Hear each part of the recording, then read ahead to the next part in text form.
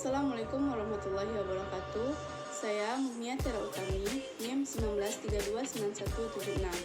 Di sini saya akan memaparkan materi tentang bekerja keras dan bertanggung jawab.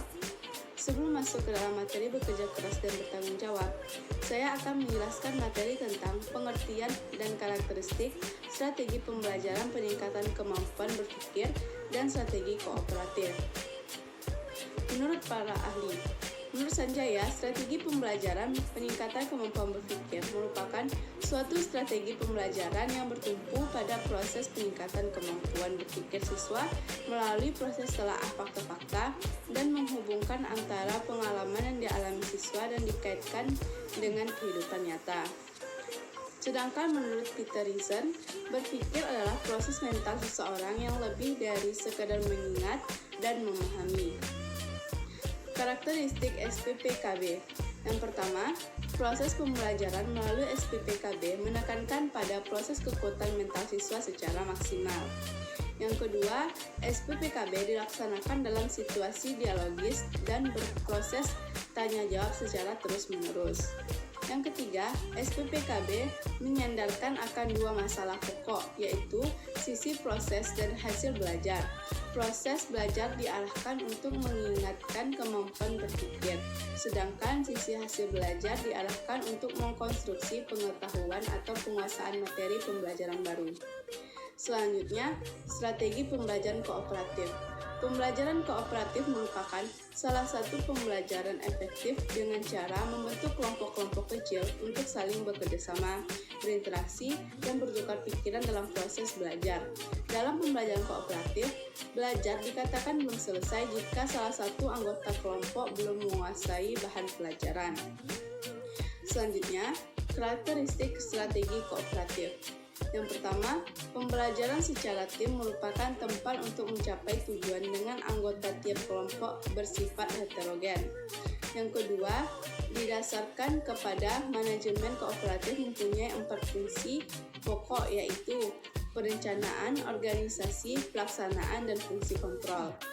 Yang ketiga, kemauan untuk bekerja sama. Prinsip bekerja sama perlu ditentukan dalam proses pembelajaran strategi kooperatif.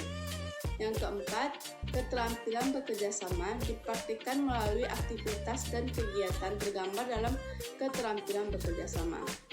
Selanjutnya masuk ke materi bekerja keras dan bertanggung jawab. Dengan bekerja keras dan tekun akan muncul sikap optimis dalam diri seseorang untuk menggapai cita-citanya.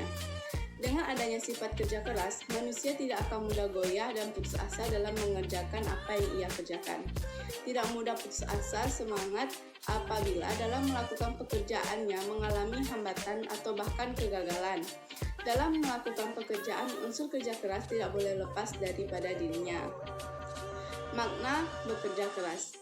Kerja keras adalah berusaha atau berjuang dengan keras atau bersungguh-sungguh dalam mengerjakan sesuatu untuk mencapai suatu tujuan.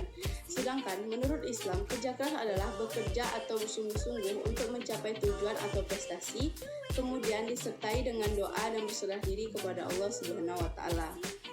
Selanjutnya, dalil tentang bekerja keras, yang artinya, dan katakanlah, bekerjalah kamu, maka Allah dan Rasul-Nya serta orang-orang mukmin akan melihat pekerjaanmu itu, dan kamu akan dikembalikan kepada Allah yang mengetahui akan yang gaib dan yang nyata.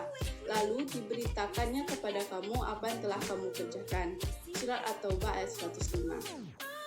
Selanjutnya, cara-cara bekerja keras. Yang pertama, menanamkan keimanan yang kuat agar tidak mudah tergoda oleh bisikan setan saat menjalankan suatu pekerjaan.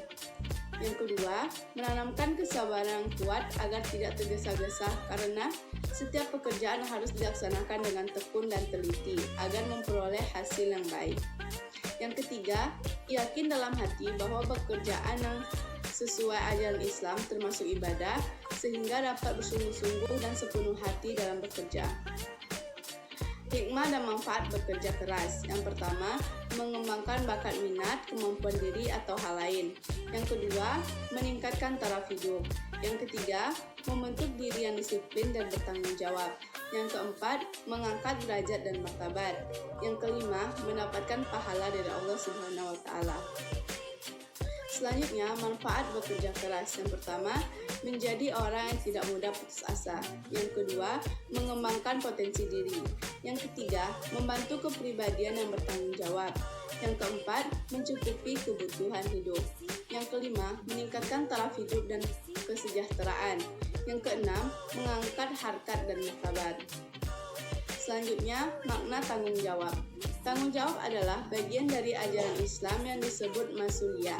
Tanggung jawab artinya ialah bahwa setiap manusia apapun statusnya, pertama harus bertanya pada dirinya sendiri apa yang mendorongnya dalam berperilaku, bertutur kata, dan merencanakan sesuatu.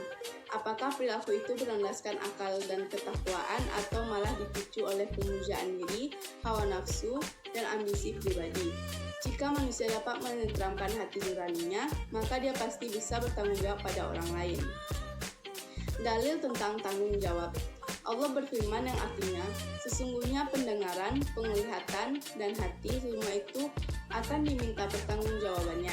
Surat Al-Isra ayat 36. Cara-cara tanggung jawab. Yang pertama, mengerjakan sesuatu dengan sebaik-baiknya. Yang kedua, selalu berpikir terlebih dahulu sebelum bertindak. Yang ketiga, memberikan solusi yang berdampak positif dalam memecahkan masalah.